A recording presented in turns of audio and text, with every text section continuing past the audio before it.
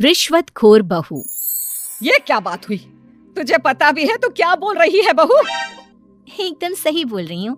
अगर आपको मुझसे अपनी इन ऐंठन भरे घुटनों की मालिश करानी है तो मुझे वो देना पड़ेगा जो मैं मांग रही हूँ।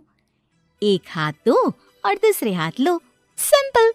बहू हूँ, इसका मतलब ये नहीं कि नौकरानियों की तरह काम करूँ। ये है अमृता और उसकी सास रेखा। अमृता एक नई नवेली बहू है जिसकी शादी कुछ दिनों पहले ही रेखा के बेटे माधव के साथ हुई है। वैसे तो अमृता दिल की बहुत अच्छी है, लेकिन वो कहते हैं ना कि खून का रंग तो दिखता ही है। बस वही डॉन की बेटी होने का रंग यहाँ अमृता में भी दिख रहा है, जो है रिश्वत लेना। जी हाँ, काम चाहे कितना भी छोटा या कितना भी बड़ा क्यों ना हो, हमारी अमृता बहू बिना रिश्वत लिए कुछ नहीं करती। चलिए देखते हैं आगे इनके साथ और क्या क्या होता है। रेखा और अमृता को लड़ती देख ससुर प्रेमचंद वहाँ आता है और कहता है, अरे क्या हुआ? काहे इतना तिल मिला रही हो रेखा? अरे कुछ बोलोगी भी या कानों में हड़ताल हो रखी है तुम दोनों के? देखिए ना पापा जी, माँ जी ने मुझे कहा कि मैं उनके घुटनों की मालिश कर दूं, लेकिन उसके बदले में माँ जी मुझे वो हीरो वाला पुश्तैनी हार देने से इनकार कर रही हैं। क्या? घुटनों की मालिश के लिए हीरो का पुश्तैनी हार कौन मांगता है बहू? पापा जी, आपको तो पता ही है ना आपकी बहू कितनी सयानी है, हर कोई भी काम फ्री में नहीं करती। और अब शेखावत खानदान का आटा तो इतना भी गीला नहीं है कि अपनी बहू को हार ना दे पाए। क्यों माय डियर माँ जी? देखा आपने प्रेमचंद जी, ये अब मुझसे पुश्तैनी हार मांग रही है, कल को पूरा घर मांग लेगी। अरे जा जा, मैं खुद कर लूंगी अपनी मालिश। ठीक है, मुझे क्या। एंजॉय योर मालिश टाइम माँ जी। रात में जब पति महादेव दफ्तर से लौटकर घर आते हैं तभी कमरे में, अमो सुनो ना, मेरा वो लाल रंग का जो शर्ट है ना वो धो दो ना प्लीज। एक्चुअली कल मेरी एक इम्पोर्टेंट इंटरनेशनल क्लाइंट के साथ मीटिंग है, बहुत बड़ी डील का ऑफर है, इसलिए मैं अपनी उस लकी शर्ट को पहनकर जाना चाहता हूँ। अभी धो दो, रात भर में तो सूखी जाएगी, फिर कल अच्छे से कड़क वाली इस्त्री कर देना अपने शुभ शुभ हाथों से। जी नहीं, मैं ये सब ऐसे ही नहीं करने वाली। अगर काम करवाना है तो मेरी एक शर्त है। अरे यार, तुम और तुम्हारी शर्तें, बोलो क्या है? आपको मुझे 10 मनीष मल्होत्रा डिजाइनर की साड़ियां दिलानी होगी। 2 हफ्तों में मेरी स्वीट हार्ट फ्रेंड बिल्लो रानी की शादी है। मैं वहां डिजाइनर साड़ी पहनकर जाऊंगी और सब कुछ जला दूंगी। माधव अपनी बीवी की बात सुनकर हैरान परेशान अपने सर पर हाथ रखकर बैठ जाता है। अरे तुम बीवी हो या आफत? तुम्हारे दिमाग में जंग लग गया है क्या? देखो इतने सारे पैसे नहीं है मेरे पास। तुम्हारी याददाश्त तो जगह पर है ना माधव, भूल गए? मैं एक डॉन की बेटी हूँ। अगर तुमने मेरे कहे मुताबिक काम नहीं किया तो तुम्हारे लाल शर्ट को दूर ही रखो, मेरे पापा तुम्हें ही लाल कर डालेंगे। ठीक है, चलो अब ज्यादा मत डराओ, तुम्हें जो चाहेगा मिल जाएगा। अब ये डर और रिश्वत का सिलसिला यूं ही चलता रहता है और इसी तरह समय बीतता रहता है। एक सुबह सब नाश्ते के टेबल पर बैठे थे, जहां अमृता सबके सामने एक व्हाइट बोर्ड लाती है जिस पर दिन भर के सारे कामों के रेट लिखे हुए थे। अब ये क्या है? टीचर नहीं बनने का इरादा है क्या तेरा? अगर हाँ तो अफसोस, बेचारे बच्चे, उनका भविष्य तो अंधेरे में है। आप लोग बेकार की बातें बंद कीजिए और आंखें खोलकर ठीक से पढ़िए क्या लिखा है। ये आज के सारे कामों के रेट्स हैं। आलू पराठे, चाय, दाल, रोटी, चावल, सब्जी, हलवा, मिठाई, रसोई की सफाई, वॉशिंग मशीन में कपड़े धोना, ओखल में मसाले कूटना और माँ जी और पापा जी की अलमारी की सफाई करना। इन सब कामों की कुल मिला के जो रकम बनती है वो है ये 10,000 रुपए और माँ जी के लेटेस्ट लाए हुए सोने के झुमके भी। अमृता, तुम इंसान हो या हैवान? जरा तो दया करो हम पर। हे राम जी, उठा लो, अब ना देखा जाता ये सब। सच में पता नहीं कौन सा दिन था वो जब ये हमारे घर आई।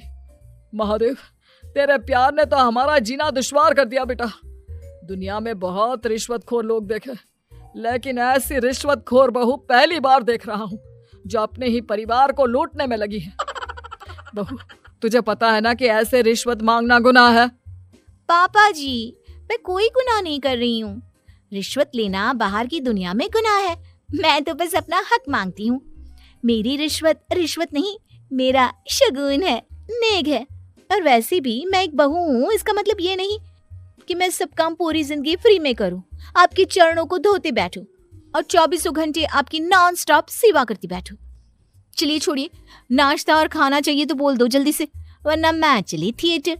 आज मेरे फेवरेट सलमान की पिक्चर रिलीज हुई है। इतना कहकर अमृता वहां से चली जाती है। इस बेवकूफ का जल्दी कुछ करना पड़ेगा। कुछ दिनों बाद घर में पूजा रखी थी और पूजा में 11 पंडितों का खाना बनाने के लिए कहा जाता है, वो भी नई बहू के हाथों से। देखो अमृता बहू, आज घर में पूजा है, 11 पंडितों को खाना खिलाना है, 56 भोग बना पाओगी? उन्होंने कहा है कि नई बहू के हाथों का खाना ही होना चाहिए, नहीं तो मैं रेखा को ही बोल देता हूँ। ओ कम ऑन पापा जी, खाना तो मैंने फ्री फंड में अपने घर में भी कभी ना बनाया, तो अब आपको क्या लगा कि पूजा का नाम लेकर आप मुझे अपनी झांसी में फंसा लोगे? अरे कल मुही, बस अब बस, पहले सुन भी ले क्या कह रहे हैं हम। तुम्हें जितने पैसे चाहिए, जितने तोहफे चाहिए, सब ले लेना, बस पूजा पाठ में कोई बाधा नहीं आनी चाहिए। ओहो, ये हुई ना समझदारी वाली बात। ठीक है, अब आप लोग निश्चिंत रहिए, मैं ऐसा खाना बनाऊंगी कि उन 11 पंडितों की 11 पुश्तें भी मेरे खाने के स्वाद को याद रखेंगी। अमृता पंडितों के लिए खाना पकाती है और पूजा संपन्न होने के बाद उन्हें केले के पत्तों पर खाना परोसती भी है, जिस पर खाने का पहला निवाला खाते ही वो वो वाह वाह, क्या भोजन है। हम इतनी जगहों पर जाते हैं, लेकिन इतना अच्छा स्वाद तो काफी मुश्किल से चखने मिलता है। रेखा जी, प्रेमचंद भाई साहब, आप लोग सच में भाग्यवान हो कि आपको इतनी सर्वगुण संपन्न बहू मिली है, जिसके हाथों में साक्षात माँ अन्नपूर्णा विराजती है। सर्वगुण संपन्न, सबको संपन्न कर देगी यह खूंखार औरत, कुंडली मार कर बैठ गई है मेरे बेचारे बेटे के जीवन में। एक मिनट, अरे ये बात मेरे इस बूढ़े दिमाग में पहले कैसे नहीं आई? इस अमृता की बच्ची को मैं अपने घर से बाहर कैसे निकालूं? इसका उपाय तो पंडित जी के पास जरूर रहेगा। रेखा अगले दिन पंडित जी के पास जाकर उन्हें अमृता के बारे में सब कुछ बता देती है, जिसे सुन पंडित जी भी परेशान हो जाते हैं। अरे अरे अरे अरे अरे, ऐसी बहू तो 7 जन्मों में भी किसी को नसीब ना हो भगवान। देखिए रेखा जी, आपकी रिश्वतखोर बहू और आपके बेटे की कुंडलियों को जोड़कर देखा है मैंने, लेकिन इसमें तो यही बता रहे हैं कि ये आपके जीवन से कभी नहीं जाने वाली, इसलिए उससे सुधारने के लिए जल्दी आप लोगों को ही कुछ करना होगा, नहीं तो एक दिन वो आप लोगों को कंगाल करके ही दम लेगी। नहीं नहीं, ऐसा हरगिज नहीं होगा, मैं कुछ करूंगी, हाथ पे हाथ धरे नहीं बैठूंगी मैं। वहीं घर पर अमृता को ये पता चल जाता है कि उसकी सास रेखा पंडित जी के पास उसकी और महादेव की कुंडलियां लेकर गई थी, और इस पर जब रेखा घर लौटती है तब वाह माँ जी वाह, बहुत ही ज्यादा सयानी निकली आप तो। लेकिन मैं आपको एक बात बताना चाहती हूँ कि मेरी और महादेव की कुंडलियां जोड़कर पूजा पाठ और हवन करके भी कुछ नहीं मिलेगा, क्योंकि मैं ऐसी बला हूँ जो आप सबकी जिंदगियों से अब कभी नहीं टलने वाली, फिर चाहे आप कितने भी टोटके हवन या उपाय कर लें।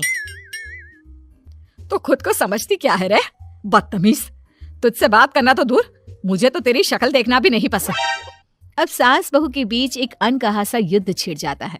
दिन बीतने लगते हैं, लेकिन एक दिन अचानक रेखा की तबीयत हद से ज्यादा खराब हो जाती है और उसे सांस लेने में भी काफी दिक्कत और परेशानी महसूस होती है। जब उसे डॉक्टर के पास ले जाया जाता है तब डॉक्टर चेकअप करके कहते हैं, देखिए मैंने सारे टेस्ट करके देख लिए हैं और रिपोर्ट्स को क्रॉस चेक करके ये पता चला है कि रेखा जी को गंभीर दिल की बीमारी है, उनके फेफड़ों में भी काफी सूजन आ गई है, उनका जल्द से जल्द ऑपरेशन करना होगा, वरना आई एम सॉरी टू से उन्हें बचाना मुश्किल हो जाएगा। ये खबर सुनकर प्रेमचंद और माधव दोनों हक्का बक्का रह जाते हैं। लेकिन डॉक्टर साहब, कितने पैसे लगेंगे ऑपरेशन के लिए? और उसके बाद रेखा पूरी तरह ठीक तो हो जाएगी ना?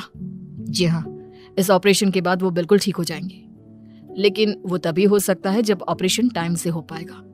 और रही बात ऑपरेशन के खर्चे की, तो उसमें तकरीबन 6 से 7 लाख रुपए तक लग सकते हैं। जहां एक तरह सब रेखा की तबीयत और ऑपरेशन को लेकर परेशान होते हैं, वहीं घर पर रेखा को बिस्तर पर देखकर भी अमृता के अंदर जरा भी दया नहीं आती। ओ माँ जी, ये अपना फालतू का मेलोड्रामा बंद कीजिए ना आप। मुझे पता है आपको मुझे रिश्वत नहीं देनी है और घर के सारे काम मुझसे मुफ्त में करवाने हैं, इसीलिए आप ये सब कर रही हो ना। सीरियसली अमृता, ऐसे हालात में तुम ऐसी बातें कैसे कर सकती हो? हम यहाँ परेशान हैं कि ऑपरेशन कैसे कराएंगे, बैंक में इतने पैसे भी नहीं है, और तुम माँ को ताने सुना रही हो। अरे अमृता बहू, मैं भला ढोंग क्यों करूंगी? हम 6 से 7 लाख का बंदोबस्त कैसे करेंगे? करेंगे पापा, कैसे भी करेंगे। अमृता, अगर कभी भी जिंदगी में तुमने मुझसे सच्चा प्यार किया है, एक पल के लिए भी सही, तो तुम्हें आज इस परिवार, इस घर की नींव, मेरी माँ को बचाना होगा। हमने अपना सब कुछ तुम्हें दे दिया है, अब तुम्हारी बारी है अपने किए का हिसाब चुकाने की। मुझे पता है तुम्हारे अंदर भी दिल है। अमृता बिना कुछ कहे वहां से चली जाती है और अपने कमरे में जाकर वो अलमारी में से अपनी माँ की तस्वीर को निकालकर अपने सीने से लगाती है और भावुक हो जाती है। माँ, आपके जाने के बाद पापा ने ही मेरा ख्याल रखा, लेकिन उनकी वजह से ही मुझ में काफी बुरी आदतें भी आ गई। शायद मुझे इतना बुरा आपकी गैर मौजूदगी ने ही बनाया। मैंने कभी आपकी लोरी नहीं सुनी, आपकी गोद में नहीं सोई, आपके हाथों से अपने बालों की चंपी नहीं करवाई, क्योंकि वक्त से पहले ही आप मुझे यहाँ छोड़कर चली गई। लेकिन अब मैंने जितना भी इस घर से लिया है, उतना सूद समेत चुकाने की बारी आ गई है। अब मैं अपने रहते अपने प्यार को भी उसी दर्द से नहीं गुजरने दे सकती जो मैंने आपके नहीं होने से सहा है।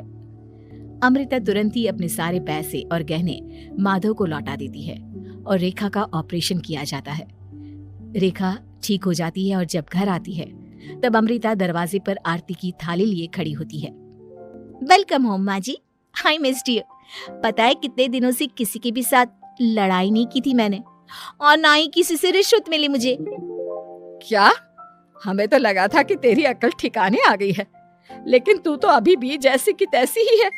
माँ जी, पूरी बात तो सुनिए। हाँ, ये सच है कि मैं रिश्वत लिए बिना नहीं रह सकती। लेकिन अब ना मेरी रिश्वत बदल गई है।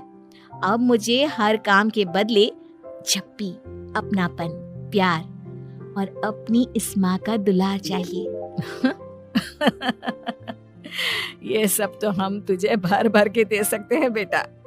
पूरा घर एक साथ अमृता को जोर की झप्पी देता है और सब हंसते मुस्कुराते घर के अंदर चले जाते हैं।